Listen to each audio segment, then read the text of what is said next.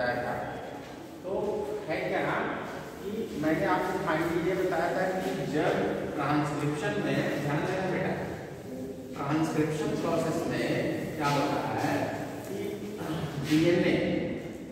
DNA से या RNA बनता है, मैंने आपको बताया था। उसके पहले एचएनआरएनए बनता है, ये बता दें एचएनआरएनए। एचएनआरएनए ये इम्पोर्टेंट क्वेश्चन है। जैसे देख लीजिए, ये हमारा न्यूक्लियस है, न्यूक्लियस के इनसाइड डीएनए है बेटा, डीएनए, ठीक है ना। तो डीएनए से पहले एचएनआरएनए बनेगा। एचएनआरएनए इम्पोर्टेंट क्वेश्चन में आया, इसका इसको एक बार फिर से बता रहे हैं। पहले हेटेरोजीनियस न्यूक्लियर आरएनए बनता है, फिर उसके बाद इसकी प्रोसेसिंग होती है, फिर एमआरएनए बनता है। ये चीज जान लीजिए, इम्पोर्टेंट है। तो ये क्या है, प्रोसेस है, ठीक है ना, राइट। तो है क्या, होता क्या है कि जो डीएनए के स्ट्रैंड्स होते हैं बेटा, डीएनए के स्ट्रैंड्स जो है ना, इससे जब एमआरएनए बनता है तो इसमें कुछ ऐसे पार्ट होते हैं जो नॉन फंक्शनल होते हैं। ये भी इम्पोर्टेंट चीज है, मैं आपको बता रहा हूं, नॉन फंक्शनल पार्ट होते हैं। और ये जो नॉन फंक्शनल पार्ट होते हैं हम इनको इंट्रॉन कहते हैं, ठीक है। और जो फंक्शनल पार्ट होते हैं उनको एक्सॉन कहा जाता है, right. So exon and that is intron, clear. तो इंट्रॉन और एक्सॉन होते हैं। तो इसकी स्प्लाइसिंग होती है, स्प्लाइसिंग में क्या होता है, स्प्लाइसिंग में जो इंट्रॉन्स हैं ये रिमूव हो जाते हैं। इसके बाद क्या, splicing is a process in which introns are removed,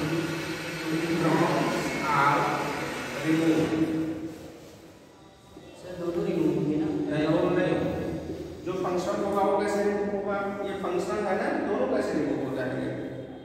जो नॉन फंक्शनल होगा बेटा वही रिमूव होगा। एनसीईआरटी पढ़ो, ठीक है ना। ये दोनों रिमूव नहीं जी, इंट्रॉन एंड पढ़ो जरा सेंटेंस पढ़ो, कहाँ लिखा है ये है दोनों कैसे, दोनों रिमूव हो जाएंगे।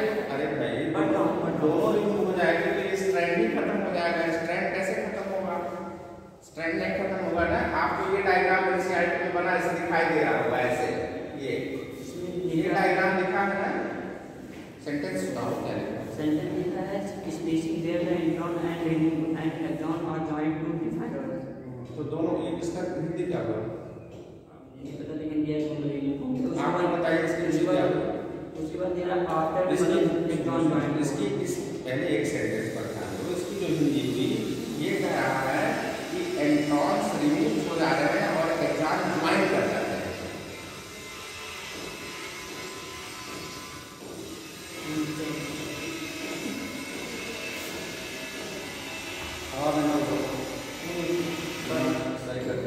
तो मैंने आपको बताया, तो ये बेटा जो फंक्शन नॉन फंक्शनल पार्ट है, क्या है, नॉन फंक्शनल पार्ट है, माने कितने पार्ट ऐसे हैं जो नॉन फंक्शनल में ये कोडिंग नहीं करते। समझ में आ रहा है ना। तो ये कोडिंग नहीं करते, तो एनसीईआरटी में इसका डायग्राम किस तरह बनाया है, माने ये जो इंट्रॉन है ये रिमूव हो जाते हैं, बाहर हो जाते हैं। देखो इस तरह से दे आर रिमूव का। और जो एग्जाम का पार्ट है, एग्जाम जो एग्जाम से ये ज्वाइन कर जाते हैं, तो ये एनसीईआरटी लिख रही है कि the exams are removed and exams are joined together, जो उन्होंने सुनाया, ठीक है ना। तो एग्जाम जुड़ करके they are joining to each other, यानी अब देखो यहाँ देखो एग्जाम के इतने पार्ट, ये एग्जाम हो गया, यहाँ से ये एग्जाम हो गया, ये इतना एग्जाम हो गया, ये एग्जाम हो गया, इतने हो गया। और जो बाकी हमने जो ऐसे इस तरह से डॉटेड किया है ये क्या हो गए, इंट्रॉन हो गए। तो इंट्रॉन को यहाँ से काट दिया, मानिए ये रिमूव हो गए, कह रहा है कि इंट्रॉन को हम रिमूव कर दिए क्योंकि ये नॉन फंक्शनल है। तो नॉन फंक्शनल पार्ट को रिमूव करके ऐसे एनसीईआरटी का डायग्राम बना के दिखाया है। एनसीईआरटी का डायग्राम आप लोग देखिए, ये इंट्रॉन जो रिमूव हो रहा है बेटा, इसको बाहर करना ना, तो ये यहाँ से इसको काट देगा, ऐसे कट कर देगा। तो इंट्रॉन्स क्या हो जाएंगे बेटा, रिमूव हो जाते हैं। ये आपके ऊपर का क्वेश्चन है, कभी इसमें गलती ना करना।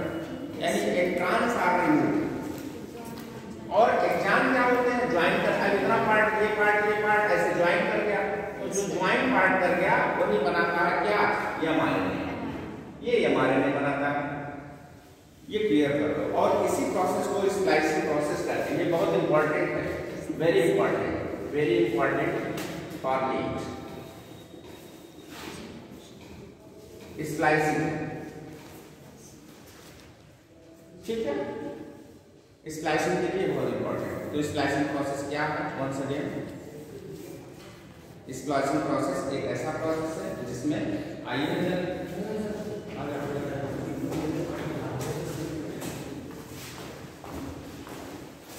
बहुत इंपॉर्टेंट चीज चल रही है जेनेटिक्स में भाई, आप लोग छोड़िए नहीं, बहुत इंपॉर्टेंट। तो ये कई बार पूछा है कि स्प्लाइसिंग प्रोसेस, स्प्लाइसिंग यानी स्प्लाइसिंग प्रोसेस क्या है? जो इंट्रांस होते हैं दे आर नॉन फंक्शनल, यानी नॉन फंक्शनल पार्ट का रिमूव हो जाना है ना बेटा, और एग्जाम का जुड़ जाना। एग्जाम आपस में क्या होते हैं, यूनाइट कर जाते हैं, ज्वाइन कर जाते हैं, ठीक है ना। यानी फिर से एक बार जो बच्चे आए हैं अभी देख लो बेटा, जो डीएनए के स्ट्रैंड से जो एमआरएनए बनता है, ठीक है ना, उस एमआरएनए में 2 सेगमेंट होते हैं, ठीक है। जो एमआरएनए बनता है इसके 2 सेगमेंट होते हैं, एक सेगमेंट फंक्शनल सेगमेंट होता है और दूसरा नॉन फंक्शनल सेगमेंट होता है, नॉन फंक्शनल। तो जो फंक्शनल सेगमेंट होता है बेटा उसको एक्सॉन कहते हैं, एक्सॉन, और जो नॉन फंक्शनल पार्ट होता है उसको इंट्रॉन कहते हैं, इंट्रॉन। तो ये इंट्रॉन जो है ये रिमूव हो जाता है, यानी इंट्रॉन के रिमूव होकर के बाहर होने यानी आउट होने के प्रोसेस को हम स्पीशीज कहते हैं। यानी यही प्रोसेस हमारा स्प्लाइसिंग प्रोसेस कहलाता है, और एग्जाम एक दूसरे से यूनाइट कर जाते हैं। एनसीईआरटी में लिखा और हम इस प्रोसेस को स्प्लाइसिंग कहते हैं। तो इसमें कभी इधर से क्वेश्चन, कभी घुमा करके, कभी एग्जाम पर, कभी इंट्रॉन पर ऐसे क्वेश्चन पूछ लेता है और वैसे स्प्लाइसिंग भी पूछ लेता है। Important, clear? सब बच्चों का क्लियर हो गया बेटा, है ना। उसके बाद इसमें टेलिंग और कैपिंग प्रोसेस है। तो कैपिंग और टेलिंग प्रोसेस है, उसके बाद फाइनली हेट्रोजीनियस आरएनए बन जाता है, और फिर उस प्रोसेस हेट्रोजीनियस आरएनए को ही हम एमआरएनए कहते हैं, ठीक है जी। टेलिंग प्रोसेस में क्या है?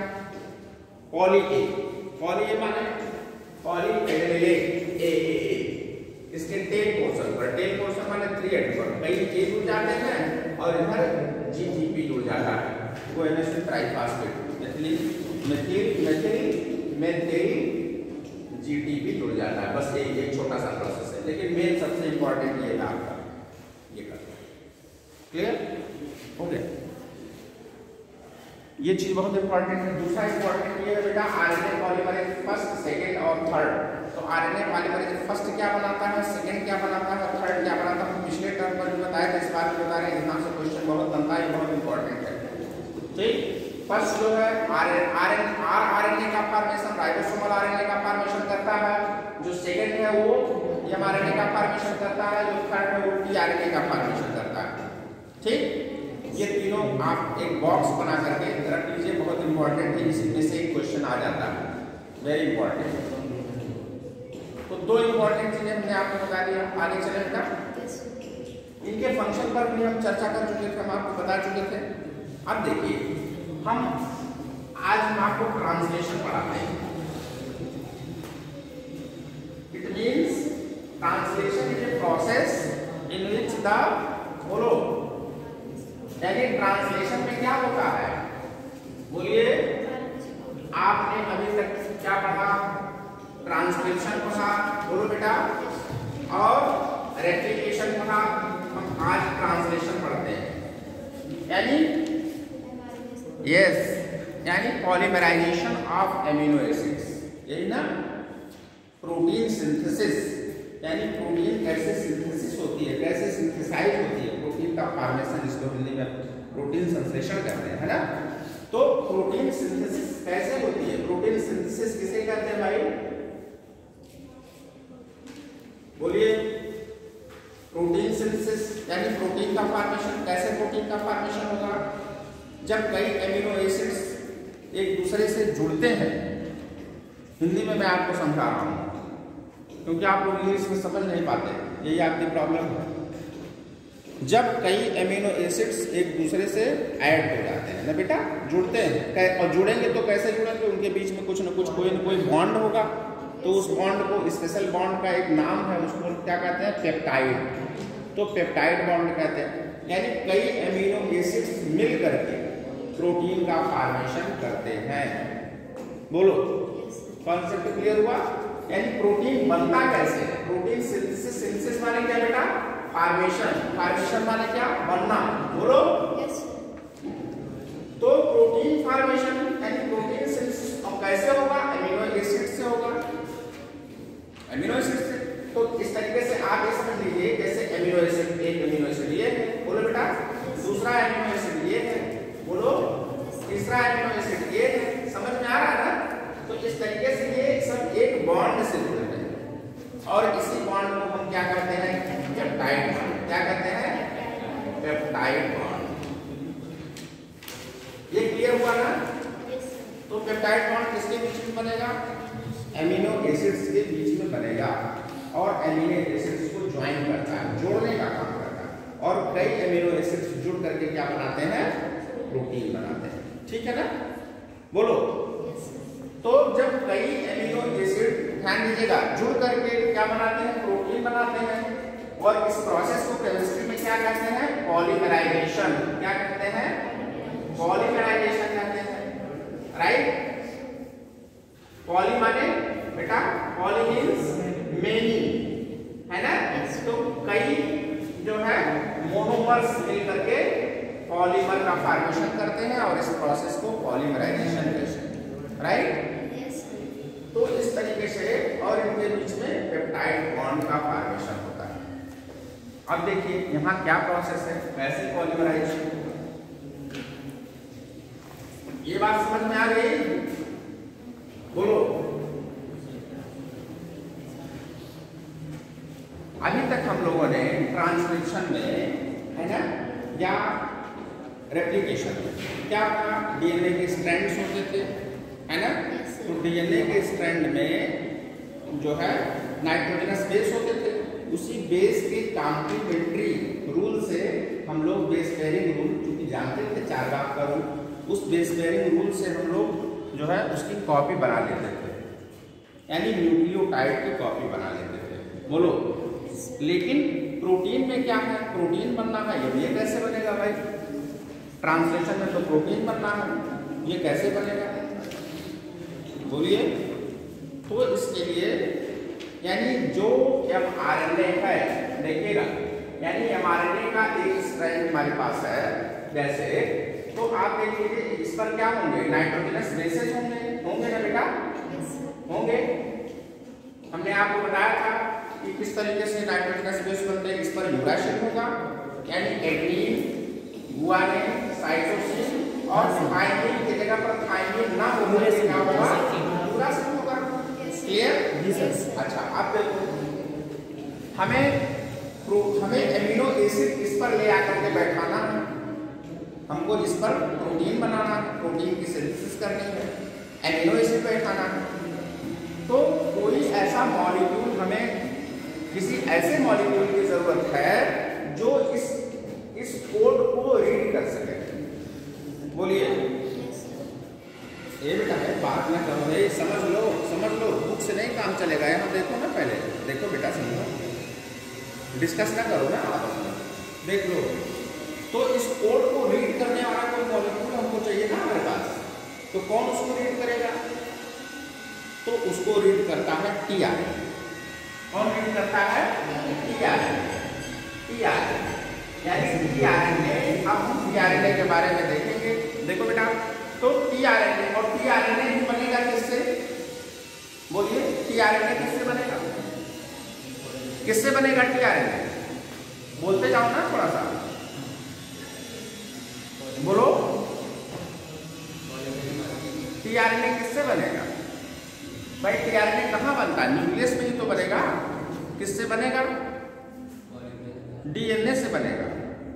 डीएनए से तो बनेगा भाई, वो भी आरएनए का तो एक टाइप है, तो बनेगा। आंसर क्या है? कि डीएनए से बनेगा। यानी टीआरएनए डीएनए से बनता है। कैसे बनता है देख लीजिए। जैसे इसका जो प्राइमरी स्ट्रक्चर है बेटा, प्राइमरी स्ट्रक्चर जो होता है वो लीनियर होता है। बोलो, ठीक है ना? यानी इसके भी, इस पर भी, ये भी जो है हाइड्रोजन बॉन्ड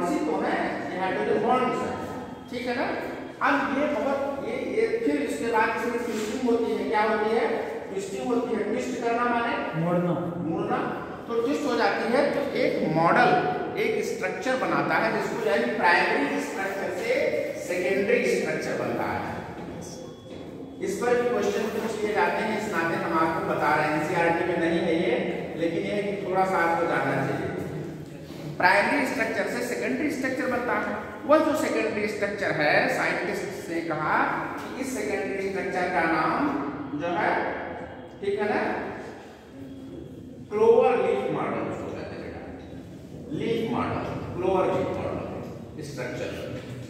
क्या कैसे क्लोवर लीफ मॉडल स्ट्रक्चर है? इसके 5 आर्म्स होते हैं। जो बच्चे बीएससी फर्स्ट ईयर में होंगे वो उसको पढ़े होंगे। ये इंपॉर्टेंट क्वेश्चन है। जो टीआरएनए होता है बेटा, जो टीआरएनए का सेकेंडरी स्ट्रक्चर होता है उसमें 5 आर्म्स होते हैं। कितने आर्म्स होते हैं? 5 आर्म्स होते हैं। देखिए मैं ऐसे आपको बता दे रहा हूं। देखो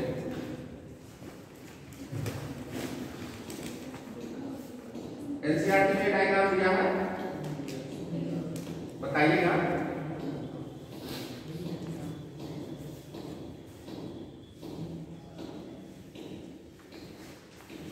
ये सेकेंडरी स्ट्रक्चर है टीआरएनए का। इससे परिचित हो जाइए, देख लीजिए अगर अभी तक नहीं देखा हो। इसको T5 आर्म कहते हैं। T5 आर्म कहते हैं। यह जो है, यह जो आर्म होता है, यह जो एंड होता है, सुनिए ध्यान दीजिए, यह भी इंपॉर्टेंट क्वेश्चन है। इसका जो 3 एंड है उसको एमिनो एक्सेप्टर आर्म कहते हैं। एमिनो एसिड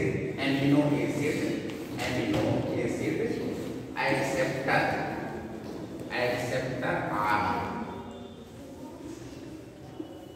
क्या मतलब हो गया? यानी टीआरएनए का एक जो आर्म है, एक आर्म जो 3 एंड वाला आर्म है, ध्यान देना बेटा, ये एमिनो एसिड को पकड़ने का काम, होल्ड करने का काम करता है। इसको एमिनो एक्सेप्टर आर्म कहते हैं, ठीक। और जो इसके नीचे का एक जो आर्म है, ये जो लूप जैसा स्ट्रक्चर आपको दिखाई दे रहा है, इसको एंटीकोडान लूप कहते हैं या एंटीकोडान आर्म कहते हैं। क्या कहते हैं? एंटीकोडान नाम है इसका। बहुत इंपॉर्टेंट है, नोट कर लीजिए इसको दिमाग में और नोट्स में भी अपने। एंटीकोडान आर्म, जी। 5 आर्म का होगा ना बेटा। आर्म मीन्स जानती हो ना, तो इसके 5 आर्म्स हैं। जितने आर्म्स हैं उनका फंक्शन है। जो नीचे वाला आर्म है उसको एंटीकोडान आर्म कहते हैं। क्यों एंटीकोडान आर्म कहते हैं? क्योंकि इस एमआरएनए पर जो कोड्स पाए जाते हैं, ठीक है ना, उसका एंटीकोड, क्योंकि इसको रीड कौन करेगा? रीड करेगा टीआरएनए। तो टीआरएनए रीड करेगा तो वही टीआरएनए यानी वह टीआरएनए स्पेसिफिक होगा, यानी स्पेशल टाइप का टीआरएनए इस बेस को रीड कर सकता है। सपोज आप देखिए, मैं आपको फिर से एक एग्जांपल भी दे रहा हूं इसके लिए। जैसे आप ये देख लीजिए, अगर यहां पर AUG एक कोडान है, सपोज AUG, देखना बेटा, AUG वाला कोडान है, तो इसको रीड कौन करेगा? कौन रीड करेगा भाई, बताइए। कुछ आंसर आप लोग नहीं देते भाई।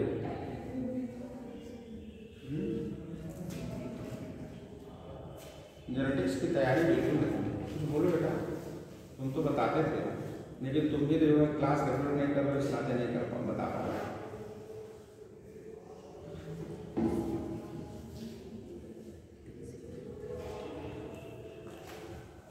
मैंने आपको बताया था जेनेटिक्स बहुत सबसे ज़्यादा टफ है बायोलॉजी में, लेकिन हमने कहा था कि पढ़ करके भी आते रहिएगा, नहीं पढ़ रहे हैं और यहाँ भी मन से नहीं पढ़ रहे। फिर से देखिए, how many essential amino acids, कितने एसेंशियल एमिनो एसिड्स होते हैं? टोटल एमिनो एसिड्स कितने होते हैं? हाँ, गुड आंसर, 20 एमिनो एसिड कहाँ पाए जाते हैं? दूसरा क्वेश्चन बोलिए, फटाफट बोलो, आंसर देते जाओ ना बेटा। ये छोटे छोटे क्वेश्चन ये भी मिल सकते हैं, साइटोप्लाज्म। आंसर दो भाई, आंसर दीजिए भाई आप लोग। साइटोप्लाज्म में कहाँ पाए जाते हैं बेटा? साइटोप्लाज्म। जितने एमिनो एसिड्स होते हैं, तो आप कहेंगे 20 टाइप के, 20 टाइप के एमिनो एसिड्स होते हैं, यही ना? उतने ही स्पेशल टाइप के टीआरएनए भी होते हैं। मेरे कहने का मतलब है tRNA specific for specific amino acids, माने एक एमिनो एसिड, माने स्पेशल एमिनो एसिड के लिए स्पेसिफिक टीआरएनए होता है। यानी वही टीआरएनए जो स्पेशल है, जो इस कोड को रीड कर सकता है, वही उस पर्टिकुलर एमिनो एसिड को लेकर के आएगा। जैसे आप ये समझ लीजिए, हमने आपको बताया था कि हमेशा हर प्रोटीन की जरूरत बॉडी को नहीं होती, मैंने आपको ये बताया था, है ना? तो बॉडी की एज पर रिक्वायरमेंट, जैसे शरीर की जरूरत है वैसा शरीर प्रोटीन बनाएगा, बोलो, है ना? जैसे जिस एज में जिस टाइप के प्रोटीन की जरूरत है वैसा प्रोटीन बनेगा ना, तो उसको डायरेक्ट कौन करेगा, कौन उसको निर्देशित करेगा, कौन ऑर्डर देगा? डीएनए ऑर्डर देगा, क्योंकि डीएनए क्या है? Genetic material. जैसे एडोलेसेंस फेज में जिस प्रोटीन की जरूरत है वो प्रोटीन के लिए ऑर्डर कौन करेगा? डीएनए ऑर्डर करेगा। तो जब डीएनए ऑर्डर करेगा, यहां देखिएगा, जब डीएनए ऑर्डर करेगा तो डीएनए ऑर्डर करने का क्या मतलब? डीएनए ट्रांसक्रिप्शन करेगा और ट्रांसक्रिप्शन करके एमआरएनए बनाएगा। क्या बनाएगा? एमआरएनए बनाएगा। यानी डीएनए टूट करके एमआरएनए बनाया, माने जेनेटिक इंफॉर्मेशन को आगे बढ़ा रहा है। ये बात समझ में आ रही है? तो एमआरएनए बना, तो एमआरएनए कैसा बनाएगा? जिस टाइप के प्रोटीन की उसको जरूरत है। यानी एमआरएनए से बनेगा क्या? प्रोटीन। ठीक। अब देखो, कहीं कहीं यहाँ, कहीं कहीं एमआरएनए यानी जो आरएनए है ज्यादा इंपॉर्टेंट हो जाता है डीएनए से, क्योंकि डीएनए डायरेक्ट प्रोटीन नहीं बना सकता। इसको समझिए, जो डीएनए है, DNA can not make the protein directly नहीं बना सकता without the help of mRNA. बिना एमआरएनए के हेल्प के डायरेक्ट प्रोटीन का फॉर्मेशन नहीं कर सकता। और बॉडी को प्रोटीन की जरूरत है, क्योंकि ऐसा प्रोटीन बनेगा तो फिर ऐसा फंक्शन होगा बॉडी में। ये तो समझ रहे हैं ना भाई? बिना किसी प्रोटीन, जैसे मान लीजिए आप समझ लीजिए कि कोई भी चीज है, कोई भी बॉडी में कोई प्रोटीन बनना है, उसका फंक्शन है। जैसे सपोज मिल्क को डाइजेस्ट करने वाला है प्रोटीन बनाना है बॉडी को, ठीक है? तो बच्चे छोटे हैं तो उनको ज्यादा जरूरत है प्रोटीन की, है ना बेटा? तो उस टाइप की प्रोटीन बनाएगा, तो डीएनए उसको क्या करेगा? आदेश करेगा, डायरेक्ट करेगा, मतलब उस टाइप के एमआरएनए बनाएगा कि भाई करेगा भाई ऐसा है मिल्क डाइजेस्टिव प्रोटीन, उसको केसिन प्रोटीन कहते हैं, वो बनाइए। क्लियर? तो एमआरएनए क्या करेगा? ऐसे ही प्रोटीन को बनाने के लिए मैसेज करेगा। और वो मैसेज क्या मैसेज है? वो मैसेज है कोड। इसी कोड को मैसेज करते हैं और इसी कोड को जेनेटिक कोडान कहते हैं। क्या कहते हैं? Genetic codon. यानी जेनेटिक कोड के फॉर्म में मैसेज को क्या करता है? कैरी करता है। अब वो मैसेज दे दिया, यानी कोड दे दिया, और इसी कोड के अकॉर्डिंग टू, इसी कोड के अनुसार, इसी कोड के बेस पर प्रोटीन का फॉर्मेशन होना। यानी यह यहाँ जो कोड होगा कहाँ पर? On the mRNA. एमआरएनए पर जो कोड होगा, ये समझ रहे हैं ना? एमआरएनए पर जो कोड होगा, जैसे AUG है तो UUC, ठीक है? CUG, ऐसे, ठीक है? तो जिस टाइप का मैसेज होगा, जिस टाइप का कोड होगा, वैसे ही यानी according to the message present on the mRNA, जो एमआरएनए पर प्रेजेंट है, ऐसे ही एमिनो एसिड्स आकर के यहाँ जुड़ेंगे, और वैसे ही एमिनो एसिड्स आकर के जुड़ेंगे तो वैसी प्रोटीन बन जाएगी। ये बात समझ में आ गई बेटा? आ गई। लेकिन ये काम कौन करेगा? ये होता कैसे?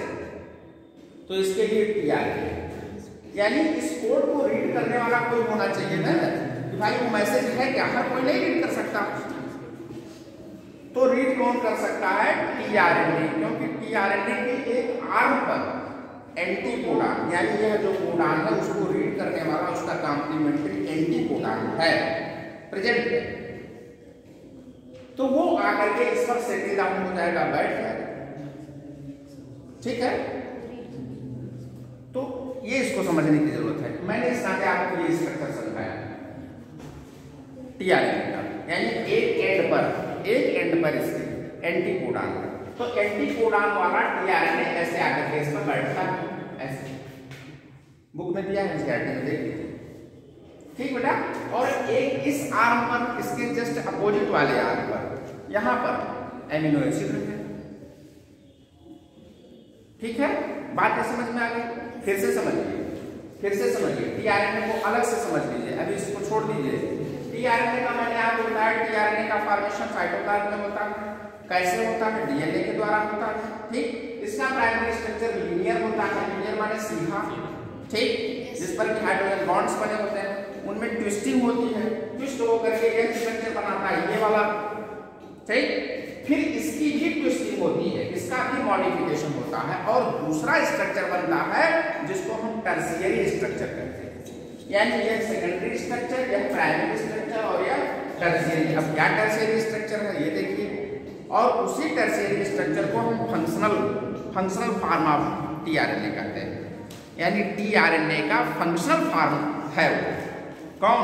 Tertiary structure. सेकेंडरी भी नहीं है बेटा, सेकेंडरी भी नहीं है, ये भी ऑब्जेक्टिव क्वेश्चन है, और एनसीईआरटी में क्लियर लिखा है कि जो फंक्शनल फॉर्म ऑफ टीआरएनए है वह इनवर्टेड एल शेप है। देख लीजिए इसके पास एनसीईआरटी में इनवर्टेड एल, बेटा inverted L shape, exact line ऐसे inverted L shape, L letter का जैसे एल लेटर बनता है इनवर्टेड एल शेप। क्या इनवर्टेड एल शेप पर जस्ट समझ में आ गया? तो इनवर्टेड एल शेप स्ट्रक्चर है बेटा, ये ऐसे,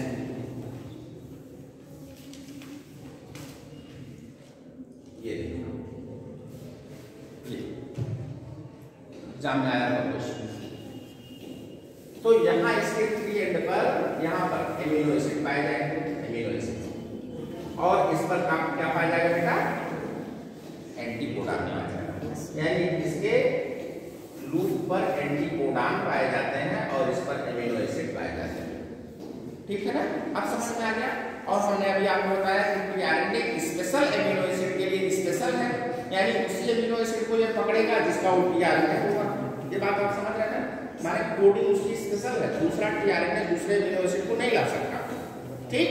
अच्छा, अब क्या साइटोप्लाज्म में ये बिखरे हुए हैं, तो एमआरएनए पर जो जेनेटिक कोड है, यानी जो कोडान इस पर प्रेजेंट है, जो नाइट्रोजनस बेसिस प्रेजेंट है इस पर, उसी तरीके के एमिनो एसिड को ये ले आएगा। समझ गए इस चीज को? तो देख लीजिए कैसे, जैसे मान लिया कि ये एमआरएनए का एक स्ट्रैंड है 5' ठीक है, समझ में आ गया, राइट। यहां देखिए राइबोसोम्स, राइबोसोम आरएनए हम आपको बताए थे, हमने आपको बताया था इसकी 2 सब यूनिट्स होती है बेटा, एक सब यूनिट्स को स्मॉलर सब यूनिट, दूसरे को लार्जर सब यूनिट कहते हैं, क्लियर। जो यूकैरियोटिक सेल में या यूकैरियोट्स में जो आरएनए पाया जाता है, जो राइबोसोम पाया जाता है, वो 80S टाइप का होता है, सब लोग जानते होंगे, वेरी इजी। और प्रोकैरियोट्स में 70S टाइप का, बोलो बोलो, है ना? तो इसको भी थोड़ा सा समझ लेते हैं। देखिए प्रोकैरियोट्स में बेटा 70S टाइप का है ना, 2 टाइप के होते हैं, और यहाँ 80S टाइप का, इससे भी क्वेश्चन मिलता है। तो जो 80S टाइप का है, ये इसको क्या कहते हैं बेटा? सेडिमेंटेशन कोएफिशिएंट कहते हैं, बोलो। तो एक होती है लार्ज यूनिट होती है, और एक होती है स्मॉल यूनिट, बोलो। तो लार्ज यूनिट इसको ऐसे बना देते हैं, और जो स्मॉल यूनिट होती है ये ऐसे होती है, इससे छोटी, करेक्ट। अब देखो जो लार्ज यूनिट है 80S टाइप में, देख लेना बेटा 80S टाइप लार्ज यूनिट कौन कौन सी, बोलो। एक तो होती है 60S, बोलो, और एक होती है 40S, बोलिए। ये सब इंपॉर्टेंट है, आप लोग बोल नहीं रहे, आंसर तो दो बेटा, आंसर दो। यहाँ जोड़ना मत, 40 और 60 को जोड़िएगा नहीं, कुछ ओवरलैपिंग का चक्कर होता है। इस नाते इस दोनों का जो सम है, दोनों का जो टोटल होगा वो 80 आएगा, 100 नहीं आएगा। ये ना कहिएगा कि सर जोड़ नहीं पा रहे हैं, 40 और 60 100 नहीं 80, ठीक है। सेडिमेंटेशन कोएफिशिएंट है, यहाँ पर ओवरलैपिंग, ये जो पार्ट इसका ओवरलैप पूरा बेटा ना इसी नाते यहाँ 20 माइनस हो जा रहा है। ध्यान देना बच्चों, कॉन्सेप्ट क्लियर करो। और यहाँ जो 70s है बोलो कितना होता है, बोलो हाँ यस, ठीक है ना। तो मिला करके क्या हो गया 70 हो गया। तो मेरे कहने का मतलब ये है कि यहाँ इस तरीके से राइबोसोम्स होते हैं, ठीक है। राइबोसोम्स क्या करता है, देखिए राइबोसोम इस mRNA पर माने इसकी स्मॉल सबयूनिट ये बेटा और लार्जर सबयूनिट ये ऐसे, क्लियर। यह mRNA देख लेना फिर से एक बार, ये mRNA का स्ट्रैंड है, mRNA का mRNA इस पर कोड्स होते हैं, हमने अभी आपको समझा दिया, फिर से इसको फ्रेश फिगर बनाया है, क्लियर। अब सपोज इस पर देख लीजिए, जैसे मैंने आपको बताया ए, ठीक ए नहीं बना, टीआरएनए नहीं बना। जैसे कि मान लिया इस पर पहले सबसे पहले जान रहे हो, सबसे पहले कौन सा बनता है, इनिशिएशन कोडान, जिसको AUG कहते हैं। क्या कहते हैं, AUG कहते हैं, initiation codon, initiation codon, initiation. यह भी बहुत ज्यादा पूछा जाता है, बहुत इंपॉर्टेंट है बेटा। इनिशिएशन कोडान को AUG कहते हैं, AUG पहले AUG बनाएगा, इसको स्टार्टिंग सिग्नल भी कहते हैं, इनिशिएटर जी, इनिशिएटर कोडान, इनिशिएटिंग कोडान, ठीक है ना। और इसका क्या नाम है, दो नाम है बहुत इंपॉर्टेंट है, मेथियोनिन, मेथियोनिन भी इसको कहते हैं, क्या कहते हैं, methionine, methionine, very important, AUG याद करिए इसको। ये कोडान होते हैं, इनको जेनेटिक कोड कहा जाता है। AUG को स्टार्टिंग कोडान या इनिशिएटर कोडान या इनिशिएटिंग कोडान या मेथियोनिन कहा जाता है, राइट। तो पहले यही बनेगा ना, तब तो प्रोटीन सिंथेसिस स्टार्ट होगी, क्योंकि इनिशिएटर स्टार्ट करता है, स्टार्टिंग कोडान इसको कहते हैं। तो फर्स्ट हाफ वाला यही बनेगा, करेक्ट, समझ में आ गया बेटा। तो अब ऐसा समझ लो कि इसका जस्ट एंटी यहाँ पर लिख देना, ऐसा आप समझ लीजिए। तो जैसे A, G, C और U, यही तो माने एडेनिन, गुआनिन, साइटोसिन और यूरासिल, क्लियर। तो A है, A पर क्या रहेगा बताना, A पर क्या रहेगा, A का एंटी क्या बनेगा भाई। यहाँ हम आपको समझाए थे ना, नाइट्रोजन बेस याद है, डिटेल में पढ़ाया था बेटा, प्यूरिन और पिरिमिडीन याद है। तो A के साथ कौन जुड़ा था, डबल बॉन्ड से T, लेकिन कहाँ पर, लेकिन यहाँ क्या जुड़ेगा, U जुड़ेगा, T नहीं जुड़ेगा, समझ में आ गया। यानी A U से जुड़ेगा, बोलो क्लियर हो गया ना, ये हो गया। और G बेटा ट्रिपल बॉन्ड से G से जुड़ता, राइट। तो हमें यहाँ पर ये देखना है कि 5 एंड पर जो भी कोडान एंटी कोडान होंगे उनका एंटी कोडान वाला टीआरएनए आकर के जुड़ जाएगा, यही तो T देख लेना, T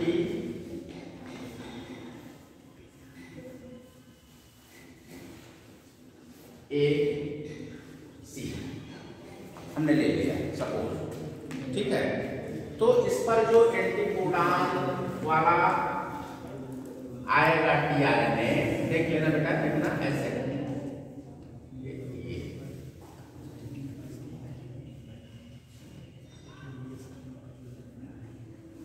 ये देखो, ये ठीक है। तो अब देख लो टी का अपोजिट बेटा बोलो, अब बोलो टी का अपोजिट ए, गुड ए का अपोजिट यू, गुड सी का जी, ये देखो यानी ए इंटू जी वाला आकर के यहाँ इस पर इसको मैच करेगा, क्योंकि ये कोड तो दूसरा एंटी कोड, बोलो भाई, उसको रीड करने वाला। और यह एक कोई एमिनो एसिड ले आया, बोलो ये एमिनो एसिड ले आया, जैसे मान लिया मेथियोनिन ले आया, पहले समझ रहे ना, या ल्यूसिन ले आया, या फिनाइल एलानिन ले आया, या वैलिन ले आया, जैसी रिक्वायरमेंट बॉडी को है, जैसे रिक्वायरमेंट जो प्रोटीन बनाना चाहता है, यानी जो डीएनए ने निर्देशित किया है उस टाइप के प्रोटीन को ये सॉरी एमिनो एसिड को लेके आएगा, प्रोटीन को कहा एमिनो एसिड को लेके आएगा, ये समझ रहे हैं ना। और यहाँ राइबोसोम ऑलरेडी है, यानी राइबोसोम क्या करेगा, इलॉन्गेशन का काम करता है। यानी फिर से एक बार देख लीजिए, प्रोटीन सिंथेसिस के 3 स्टेप बेटा। पहले इनिशिएशन, देखो समझो, इनिशिएशन माने पहले स्टार्ट होगा, इनिशिएशन माने बेटा शुरू होना, इनिशिएट होना, स्टार्ट कर जाता है, तो इनिशिएशन पहला। दूसरा इलॉन्गेशन, इलॉन्गेशन माने इलॉन्गेशन का सेंस क्या है, इलॉन्गेशन का ये सेंस है कि जैसे एक एमिनो एसिड ले आया, सुनो, फिर दूसरा टीआरएनए आया तो दूसरा एमिनो एसिड लेके आया, ये देखो दूसरा एमिनो एसिड तीसरा वाला आया तो तीसरा वाला लेकर के आया, और इस पर सब कोड बने हुए हैं ऐसे ऐसे, बोलो कोड को रीड कर रहा है, एमिनो एसिड देता जा रहा है।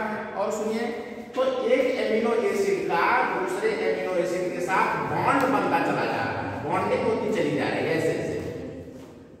कौन सा बॉन्ड बेटा, पेप्टाइड बॉन्ड। कौन सा बॉन्ड, पेप्टाइड बॉन्ड, यानी पेप्टाइड बॉन्ड का फॉर्मेशन हो रहा और कई एमिनो एसिड जुड़ते चले जा रहे हैं। एनसीईआरटी में डायग्राम दिया। और इस ये जो राइबोसोम है, राइबोसोम के ऊपर से देखो ऐसे दिया ना, ऐसे दिया होगा एनसीईआरटी में, वैलिन देखो ऐसे दिया होगा, फिर ल्यूसीन, एलयूसीन देखो ऐसे ना बेटा। उसके बाद देखो फिर एक बॉन्ड दिया होगा फिनाइल एलानिन ऐसे। तो इस तरीके से बॉन्ड बनाते हुए और एमिनो एसिड बनाते हुए इलॉन्गेशन, एनसीईआरटी की ये डायग्राम है, देख लीजिए। तो इस तरीके से कई एमिनो एसिड्स बॉन्ड के द्वारा जुड़ते चले जाते हैं और प्रोटीन बन जाता है फाइनली। और ये होता कहां पर है, ये एमआरएनए के इस स्ट्रैंड पर। और एमआरएनए पर कौन से होते हैं, कोड निश्चित होते हैं, उनको जेनेटिक कोड कहा जाता है, बोलो। उनको रीड कौन करता है, टीआरएनए रीड करता है। कैसे रीड कर पाता है, उस पर एंटीकोडान बने होते हैं, यानी वह स्पेशल एमिनो एसिड को ले आकर के उस पर रखता है, पुट करता है, सेटल करता है, और ऐसे ऐसे वो इलांगेशन कर ले जाता है। यानी पेप्टाइड बॉन्ड बना करके कई एमिनो एसिड पेप्टाइड बॉन्ड से जुड़ते चले जाते हैं और फाइनली यानी लास्ट में प्रोटीन का फॉर्मेशन हो जाता है। और प्रोटीन यानी कई एमिनो एसिड के जुड़ने को प्रोटीन कहते हैं, है ना बेटा। यानी many amino acids are joined together to form protein, ठीक है ना। इसी नाते हम क्या करते हैं, building block of the protein कहते हैं किसको, amino acid. Amino acid is a building. ये बात समझ में आ गई ना। तो इस स्टेप को हम ऐसे इलॉन्गेशन कहते हैं। और इनिशिएशन बेटा, इनिशिएटर माने स्टार्ट, और स्टार्टिंग कोड कौन है, बहुत इंपॉर्टेंट है, AUG, बहुत इंपॉर्टेंट है, कई बार पूछा। अच्छा, अब बनना तो शुरू हो गया प्रोटीन, तो खत्म तो होना चाहिए, बंद तो होना चाहिए ना। तो एक स्टेप इनिशिएशन, दूसरा स्टेप इलॉन्गेशन, और तीसरा स्टेप टर्मिनेशन, यानी टर्मिनेट करना चाहिए, उसको स्टॉप करना चाहिए। इसके लिए तो इसके लिए 3 कोडान है, बहुत इंपॉर्टेंट, वेरी इंपॉर्टेंट। यस, शाबाश। इसके लिए 3 कोडान होते हैं, उनको स्टॉप सिग्नल कहा जाता है। स्टॉप सिग्नल बहुत इंपॉर्टेंट है बेटा। स्टॉप सिग्नल्स तैयार हो रहे हैं, स्टॉप सिग्नल्स या टर्मिनेटिंग कोडान, नाम भी बहुत इंपॉर्टेंट है इनके। Terminating codon. ये टर्मिनेटिंग कोडान कहलाते हैं या स्टॉप सिग्नल कहते हैं। और ये होते हैं कितने बेटा संख्या में? 3। कौन कौन से? UAA, शाबाश, UAA बहुत अच्छे, UAG बहुत अच्छे, और UGA। देखिए इनको याद हो, यही ऐसे दे, एक दे देगा इसमें से, या तीनों दे देगा, या पूछेगा कि in which of the following termination code को आइडेंटिफाई करिए, तो याद होना चाहिए। और इनके तीनों के नाम भी हैं। इसका नाम है OCHER, है बेटा, ऑकर। इसका नाम है अंबर, AMBER, ऑकर अंबर। और इसका नाम ओपल। NCERT में नहीं दिया है, लेकिन ये नाम था और ये कंपटीशन में आया हुआ क्वेश्चन। ठीक है, इनको स्टॉप सिग्नल कहते हैं। इसके लिए अब देख लो, इसके लिए कोई TRN नहीं होते। इसी को तो सर ओकाजाकी प्रिंसिपल कहते हैं। हाँ, ओकाजाकी प्रिंसिपल नहीं, ओकाजाकी फ्रेगमेंट्स बेटा यहाँ नहीं है, रेप्लिकेशन में है। कंफ्यूज हो रहे हो भाई, पढ़े तो हो तुम, ये बात नहीं है, लेकिन कंफ्यूज हो बेटा। ओकाजाकी फ्रेगमेंट्स वहाँ है, कहाँ? जब लैगिंग स्ट्रैंड बनता है उस पर, DNA के दोनों स्ट्रैंड्स पर, है ना, जब DNA पॉलीमरेज छोटे छोटे न्यूक्लियोटाइड्स का फॉर्मेशन करता है, तो उस छोटे छोटे पीस को हम ओकाजाकी फ्रेगमेंट्स कहते हैं। बाद में वही DNA लाइगेज से जोड़ करके कंटीन्यूअस सीक्वेंस बना दिया जाता है। समझ रहे हो ना? हाँ, तुरंत पॉइंट वाश कर लिया करो, दूसरे क्वेश्चन है देखो तुरंत बता दिया। तो इस तरह से ये टर्मिनेटिंग कोडान हो गए, स्टॉप सिग्नल हो गए, यानी प्रोटीन सिंथेसिस का बनना बंद हो जाता है जब ये कोडान आ जाते हैं। बोलो, ये बात समझ में आ गई? तो यही है, it is all about your translation.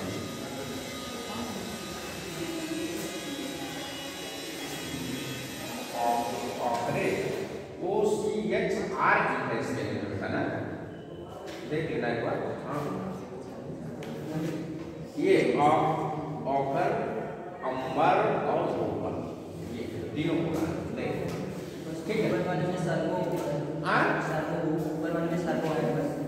क्या है? जो UAA सर्वो होगा, उसका नाम सर्वो है क्या? सर्वो ओकर, उसका पूरा नाम है। ओकर होगा, सर्वो नहीं, ऑकर, अंबर और ओपल। उसका पूरा नाम है, मतलब UAA। तो इस तरह से ये हो गया एक प्रोटीन सिंथेसिस, राइट। टीआरएनए का फंक्शन समझ लीजिए। टीआरएनए के दो फंक्शन कौन कौन से? एक तो एमिनो एसिड को ले आएगा पकड़ करके, ये भी देख लीजिए पूछा जाता है।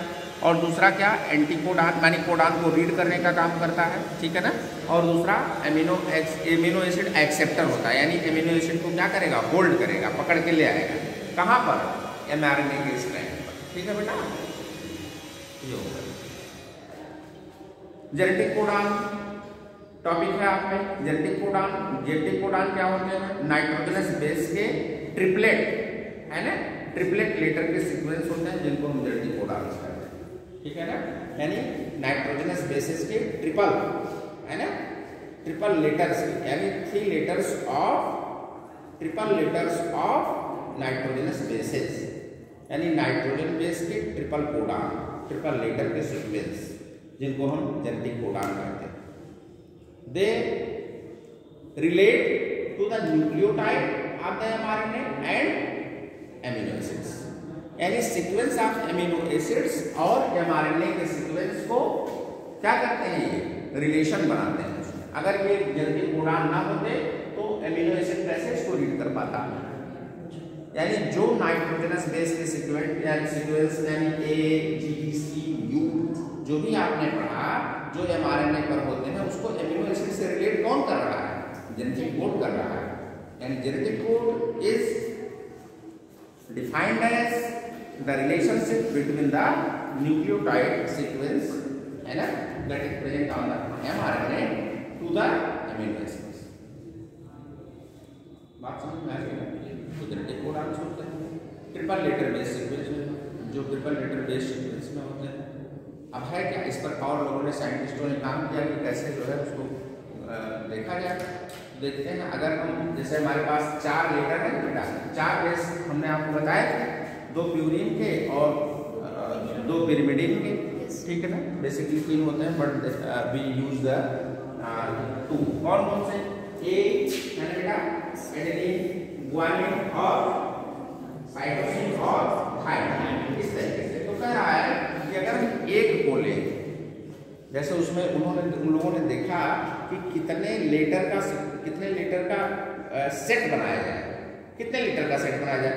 क्या एक सेट से काम चल सकता है? तो देखा कि नहीं चल सकता, क्योंकि एक सेट से केवल अमीनो एसिड हमारे पास है 20, है ना बेटा, तो नहीं चल सकता।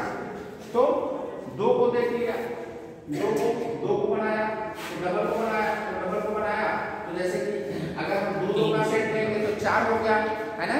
तो तभी नहीं हो पाएगा, केवल 16 तक ये पहुंच पाता है, केवल 16 को फोल्ड कर पाएगा, है ना।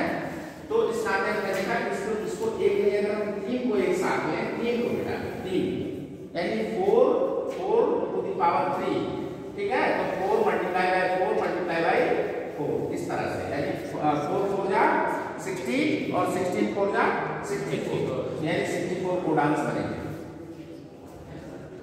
और ये बुक में बताया भी गया है, वैसे भी बनाया जाता है, टाइम टेकिंग है तो हम बनाते हैं, ऐसी बात नहीं, आप लोग भी बना सकते हैं।